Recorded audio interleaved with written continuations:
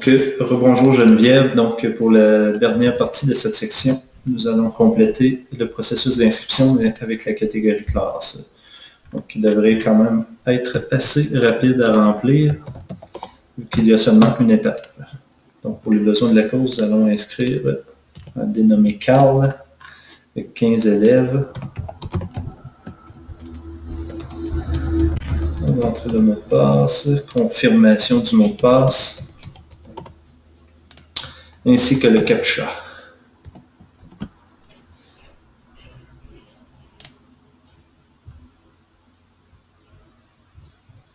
Donc, l'inscription est complétée. Maintenant, nous allons nous inscrire en tant que Carl.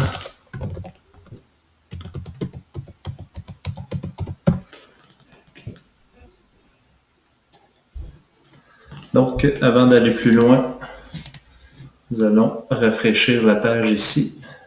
Comme vous voyez, il y avait 4 inscriptions. Maintenant, nous sommes pour un total de 5 et la classe s'est rajoutée avec 1. Donc, nous allons jeter un petit coup d'œil rapide pour avoir bien en tête les kilomètres parcourus. Donc, nous étions à 64 sans les activités et 77 avec les activités. Donc, nous allons entrer pour les besoins de la course un 10 km qui devrait être assez rapide à vélo vu qu'on n'en avait pas encore et seulement un aller.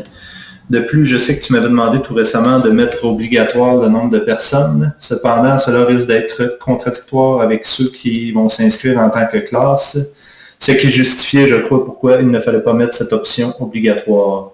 Puisque, comme il y avait rentré 15 élèves, ça serait peut-être un peu contradictoire là, dans ce sens-là. Donc, on ne va pas remplir pour les besoins de la clause pleuvait-il les nombres de personnes en incluant vu qu'il n'était pas obligatoire. Donc, on va sauvegarder ce trajet.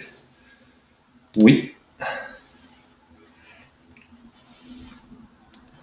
Donc, on a bien un 87 km au total qui s'est rajouté pour l'école du pont. Donc, on va maintenant aller en navigation privée pour voir si la corrélation correspond bien avec ce qu'on a rentré. Donc, ici, kilomètres parcourus sans les activités, on était à 64, on est maintenant à 74. Kilomètres parcourus avec les activités pour l'école, on est à 87 maintenant, mais ça, c'est vraiment le total pour l'ensemble, pour vous. Si on remonte ici, nombre de déplacements, total réalisé à vélo, on était à 0, maintenant on est à 1. Donc, c'est ce qui ferait le tour. Si on retourne à notre page de notre membre classe et qu'on supprime le dernier trajet. On va aller voir ce qui se passe au niveau de la navigation privée. Donc, comme on était ici à 10 km parcours pour l'ensemble de la catégorie classe, donc en réactualisant suite à